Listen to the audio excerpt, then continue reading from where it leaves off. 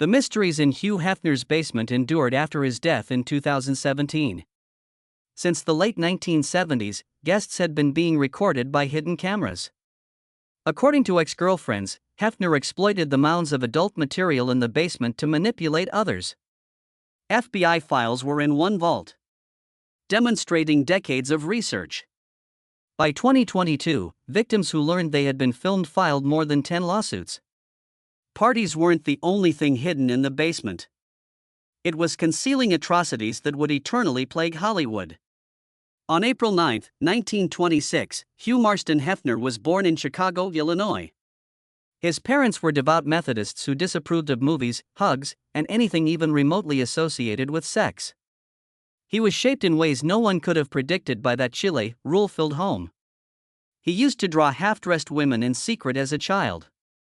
Something within him was already straining against the barriers they had erected around him, even at that young age. He then claimed that his need for emotional and physical independence stemmed from his family's lack of warmth. His entire existence seemed to be a response to that first suppression. Despite having a high IQ of 152, he had mediocre marks in school. In his imagination, he was brilliant, but not in the classroom. He began creating comic books at Sayre Elementary, where he was the protagonist and had many exciting experiences. A girl named Betty destroyed his heart when he was 16 years old. He absolutely changed who he was because of how deeply that pain affected him. He started going as Haig, changed his appearance, and started penning School Days, a comic about his own school experiences. One of the first occasions he transformed emotional hurt into something artistic was in 1942. He continued to make progress at Steinmetz High School. He founded the Steinmetz Trumpet, the school newspaper, in 1943. He combined words and images as a reporter and cartoonist, strengthening his voice and making people laugh. In addition, he joined the student council, performed in the school band, and never stopped performing. He never truly recovered from Betty's sadness. It only made him more determined. He continued to work on his comic series, immersing himself in exciting and outrageous stories. His legacy continued after he graduated in early 1944. He started giving the school newspaper $7,500 annually in 2010 so they could print in color, decades later. Even at the age of 84, he had a clear memory of that period. He reaffirmed his support to defend student voices even in 2016, when there was a censorship debate. Hefner enlisted in the Army in June 1944. He received his training in Texas at Fort Hood, where he used his M1 rifle to obtain his sharpshooter badge. He never, however, served on the front lines. He got a desk job in Maryland because of his typing abilities. He referred to it as a fortunate break. He was chasing ladies throughout Washington and creating cartoons for military publications instead of serving overseas. He claimed that the peaceful years he spent serving till 1946 fueled his creative spirit. He thought that Playboy might not have occurred if he had witnessed combat. In 1946, he enrolled at the University of Illinois after leaving the Army. He minored in art and creative writing while studying psychology. He completed everything in just 2.5 years since he worked so hard. He started a new section called Co-Ed of the Month and was appointed editor of Shaft, a college humor magazine. Although many were astonished, it gave a clue of what he would eventually construct. After writing a paper condemning America's sex restrictions, he temporarily attended Northwestern for graduate school in 1949 but left. He didn't want to follow the rules, he wanted to change things. In the same year, he combined his passion for words and art by spending the summer studying at the Chicago Art Institute.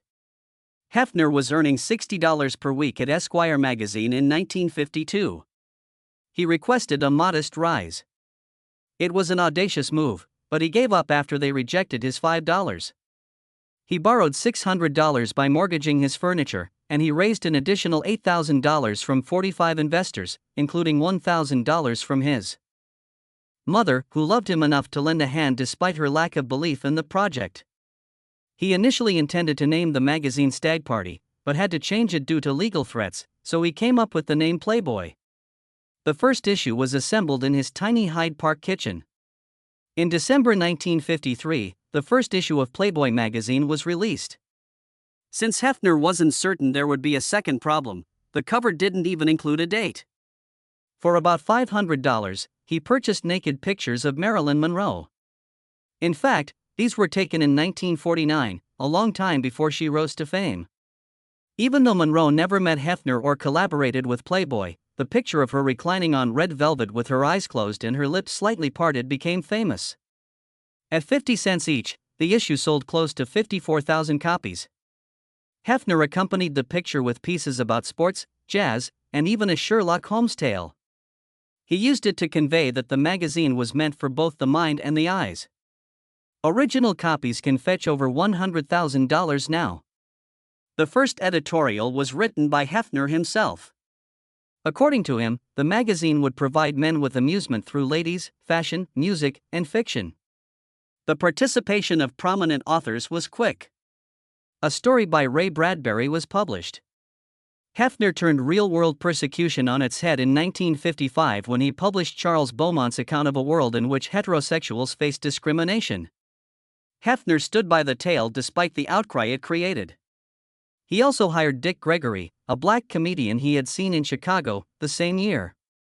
It was Gregory's first significant opportunity. By that time, the magazine was selling 100,000 copies each month, but Hefner's battle had only just begun. The U.S. Postal Service attempted to outlaw Playboy in 1955 on the grounds that it was vulgar.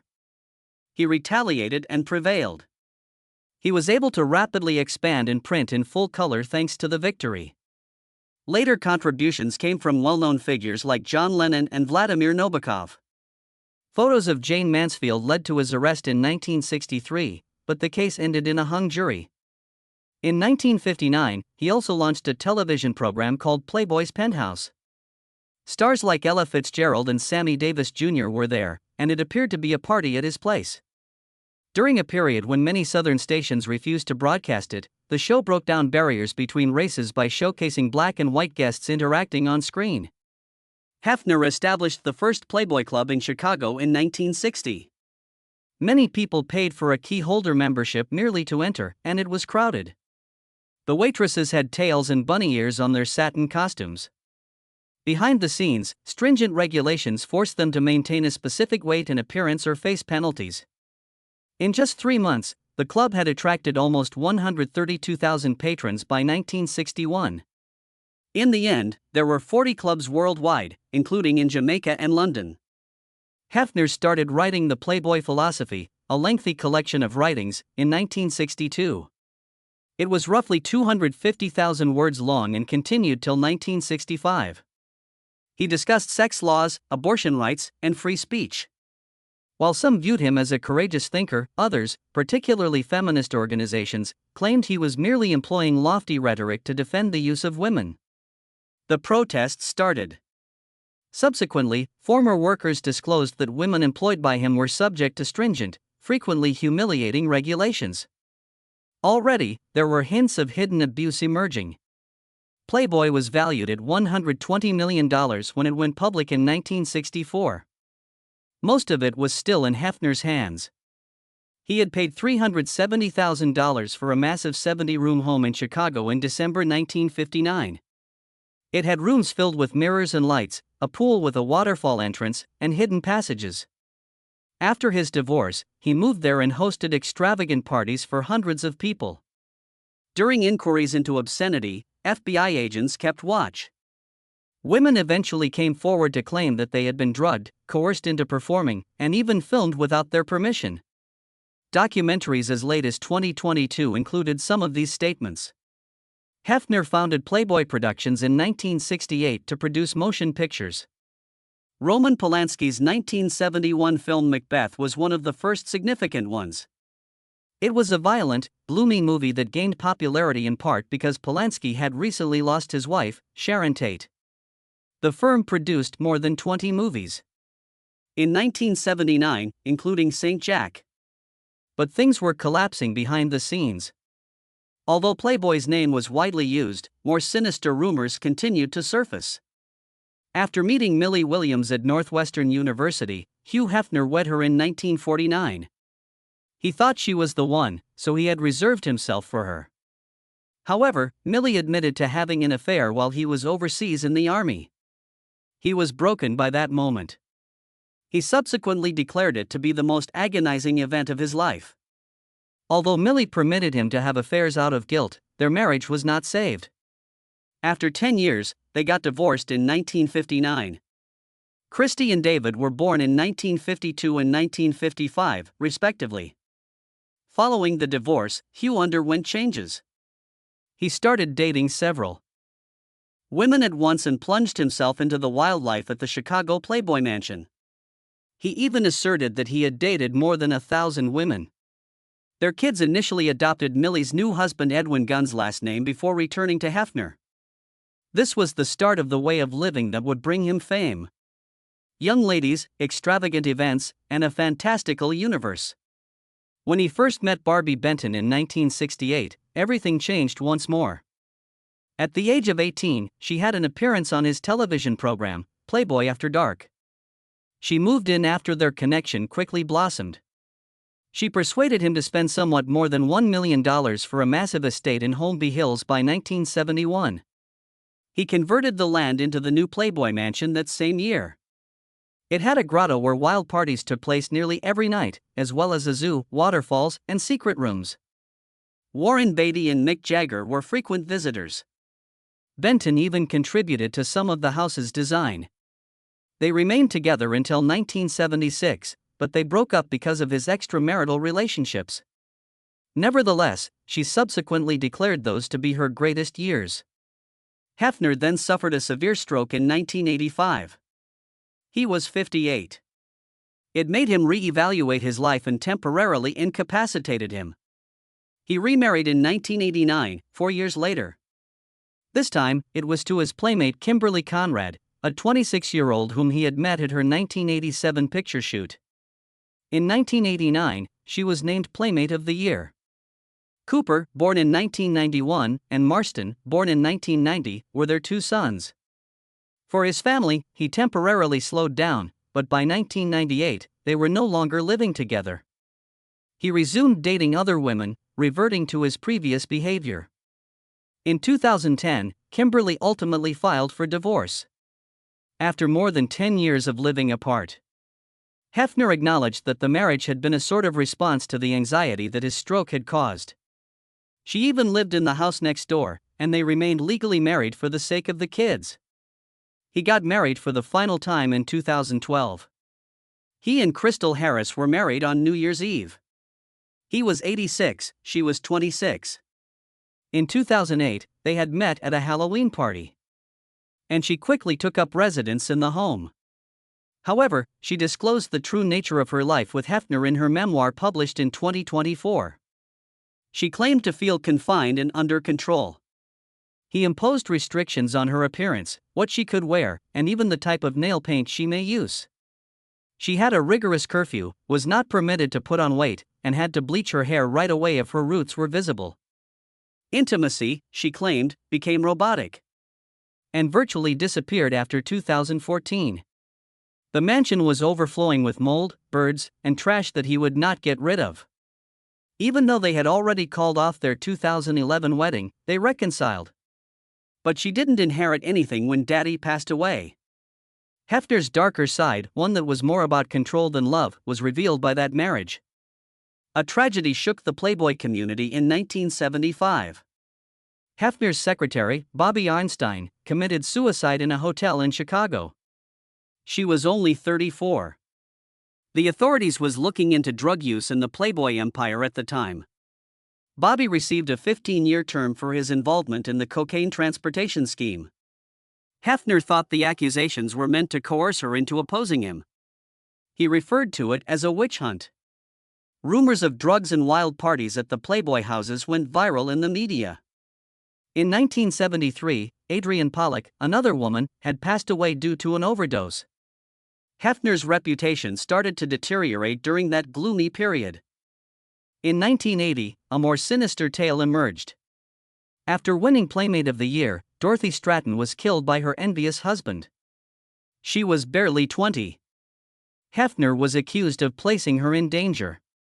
He released naked pictures of her without her family's consent after she passed away. Her sister and mother filed a lawsuit. She had been attacked in the estate, according to former employees. In a subsequent book, her partner, filmmaker Peter Bogdanovich, accused Hefner and the Playboy culture of being responsible for everything. The fantasy's flaws were visible to the entire globe. More alarming allegations surfaced throughout the 1980s. Hefner was accused of assaulting several women at the estate. A few were minors. Drugs were frequently used. After he passed away, Crystal, his ex-girlfriend, claimed to have deleted the thousands of compromising pictures he had. Hefner allegedly raped a girl while she was sleeping, according to one of his valets. According to the mansion's twin sisters, he left one of them pregnant and refused to use protection. The opulent residence suddenly appeared to be a place of suffering. Hefner's personal physician, Mark Saginer, was associated with an odd and private aspect of his world. Saginer operated secret residences known as shadow mansions in the 1970s and 1980s. Women were brought in, promised celebrity, and then used for encounters and parties in these settings. Later, Saginor's daughter described everything as being really sinister and predatory. Hefner and the doctor were seen by some as more than simply pals. Others said much worse things were done in those houses, including abuse and unlawful videos. All of this was discovered during the 1980s drug investigations. It all began when Hefner bought the Playboy Mansion in 1971. He transformed the Gothic-style home from 1927 into a representation of imagination. There were hidden passageways, a zoo, and a grotto with hot baths and waterfalls. It featured a tanning bed gym by the 1980s. But the house deteriorated after decades of gatherings. He sold it to a neighbor in 2016 for $100 million, and the neighbor agreed to let him live there until his death in 2017. Playboy magazine reached its record sales of nearly 7 million copies in November 1972. In a startling 1976 interview, Jimmy Carter, then a presidential contender, confessed to having an affair in his heart. Although it nearly destroyed his candidacy, it increased magazine sales. In addition to its photographs, Playboy gained notoriety for its conversations with well-known figures like John Lennon and Martin Luther King Jr. Additionally, Hefner attempted to go beyond publications. He founded Playboy Records in 1971. Under the label, Barbie Benton recorded music. In 1974, one song, Show and Tell, became popular. He established a casino in Atlantic City in 1981. Made millions, but it was shut down in 1984 after Hefner's gaming license was refused because of previous bribery allegations. The brand's increasing problems included the casino's demise. Playboy's print sales were declining by the 1990s. But they went online under the direction of Christie, his daughter. Playboy.com debuted in 1994. They launched the Playboy Cyber Club in 1995 using chats and videos. They even broke Apple's restrictions in 2011 by releasing the entire library on the iPad. Christie helped keep the business afloat at a period of change by seeing the internet's promise early. Christie was formally appointed CEO in 1988. Hefner took a back seat and concentrated on his artistic endeavors. He starred in The Girls Next Door, a reality show, in 2005. With his girlfriends Holly, Bridget, and Kendra, it depicted life within the estate. The 6-season series restored Hefner's reputation as a television personality. Despite the fact that millions watched, several of the women later claimed that it wasn't what it appeared to be. Hugh Hefner suffered a minor stroke in March 1985 at the age of 59, which permanently altered his course in life. He attributed the tension to a book that had been published about the murder of Dorothy Stratton, a playmate. Hefner sold the Big Bunny, his well-known private plane, following the stroke. It had cost him $5.5 million in 1969. It was no ordinary jet. It featured 16 beds, a movie theater, and a disco section. It had served as a representation of his wildlife and was painted black with a spotlight displaying the Playboy bunny insignia. However, after the stroke, he made an effort to lead a better lifestyle. He gave up smoking. He claimed to be slowing down, however, the reality was different. He continued to give extravagant parties well into his 80s. He began using Viagra and said that it had altered his life by enabling him to maintain personal relationships with several women. Trying to be healthy while continuing to live as if nothing had changed was a weird combination. Playboy's empire was collapsing at the same time. Money was rapidly drying up as their casinos in the US and the UK closed. Rumors that Hefner was deteriorating began to circulate in June 2016. He was behaving like he had dementia, according to some. He sold the Playboy Mansion for $100 million in the same year. Darren Metropolis, a 32-year-old man whose father owns Hostess Brands, was the buyer. Playboy had purchased the home in 1971 for a mere $1.1 million. At more than 22,000 square feet, it was enormous and featured a game area, a renowned grotto, and a zoo license. However, by 2016, it was in serious need of repair and was collapsing. The fact that Hefner was allowed to remain there for the remainder of his life was the most startling aspect of the agreement. Playboy leased it back for $1 million a year. People began to question whether he was really too weak to leave. After Hefner passed away, Metropolis intended to merge the two houses into a single, enormous property. He had already paid $18 million for the house next door in 2009. The truth came to light through this odd arrangement. The guy who had once controlled parties was now almost ever seen outside of his bedroom as Hefner's kingdom began to fall apart. Hugh Hefner passed away on September 27, 2017, at the age of 91. A severe E. had been plaguing him. Septicemia from an E. coli infection. Surrounded by relatives, he died at the Playboy Mansion.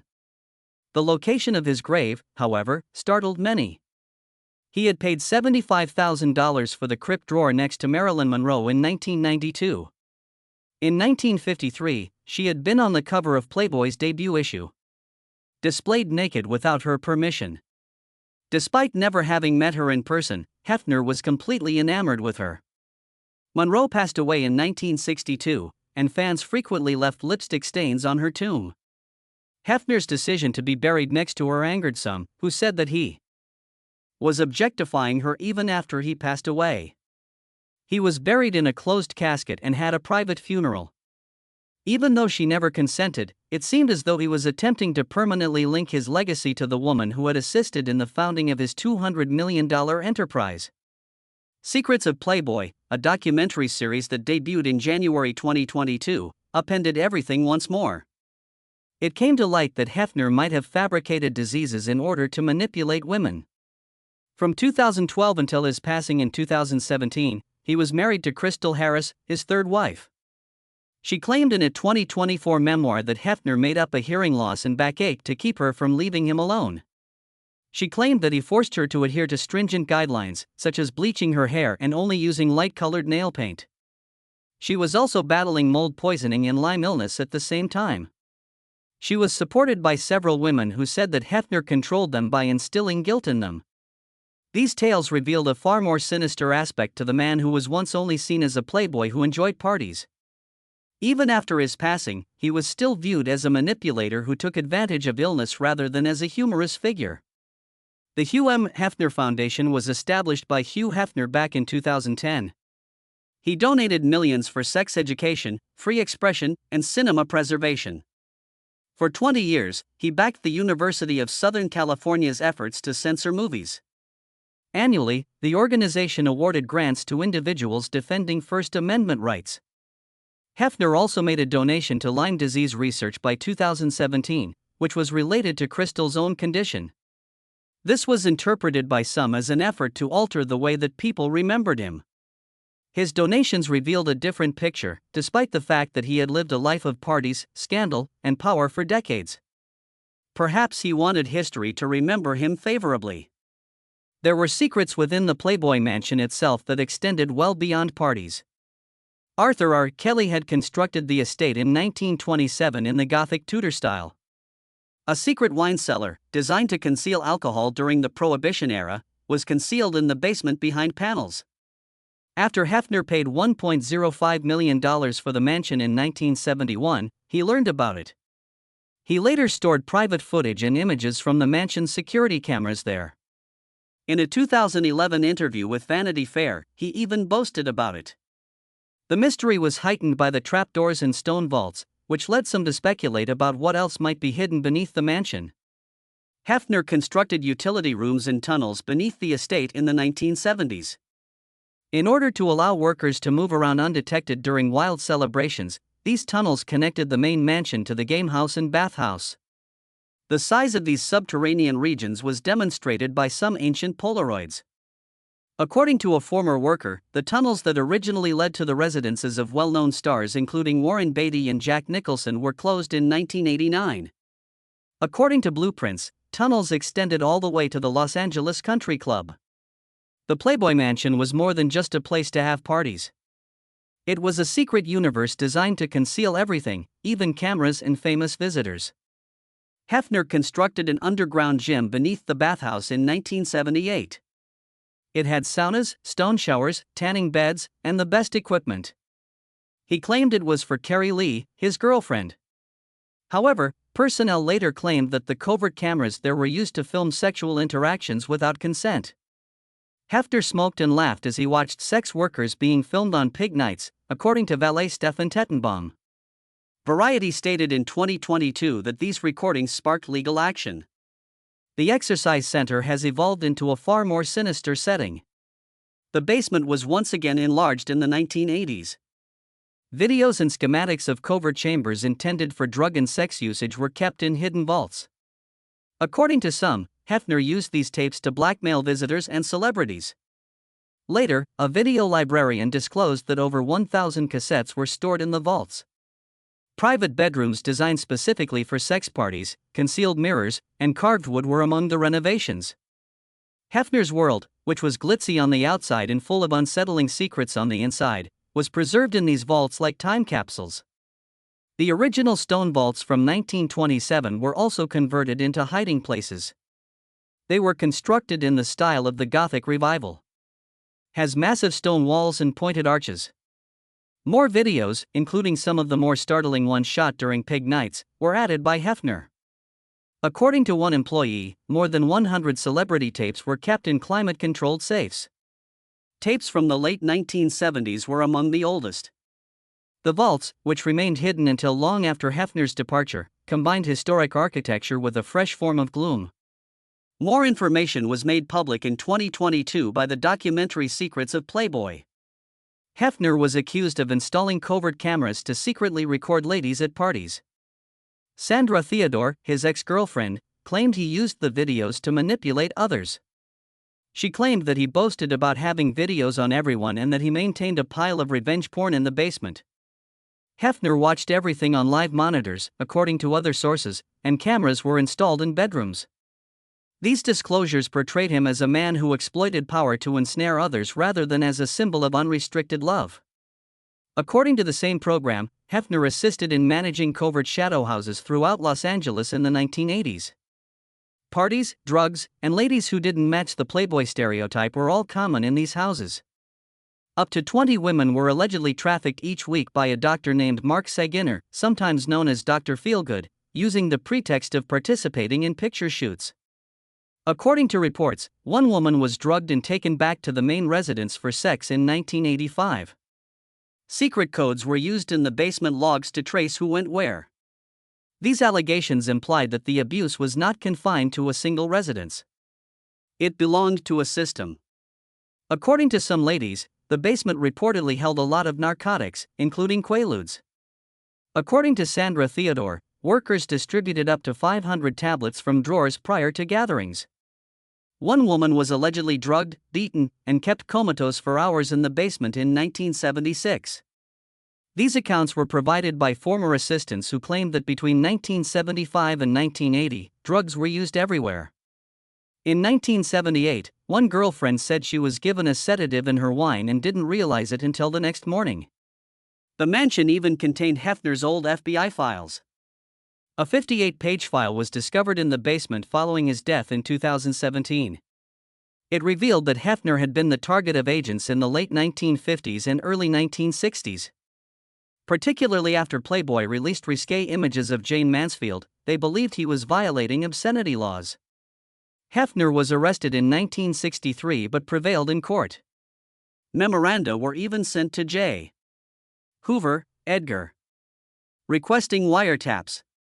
According to these documents, Hefner had been in danger from the start. His death was not the end of it. Susie Cravacher, a former teammate, filed a lawsuit against his estate in 2018. She claimed that an assault she had experienced in 1980 had been captured on one of the recordings in the basement. There were others besides her. More than 10 cases had been filed by 2022, including a class action lawsuit filed by 5 women seeking $10 million. The footage in the subterranean vaults amounted to over 1,000 hours.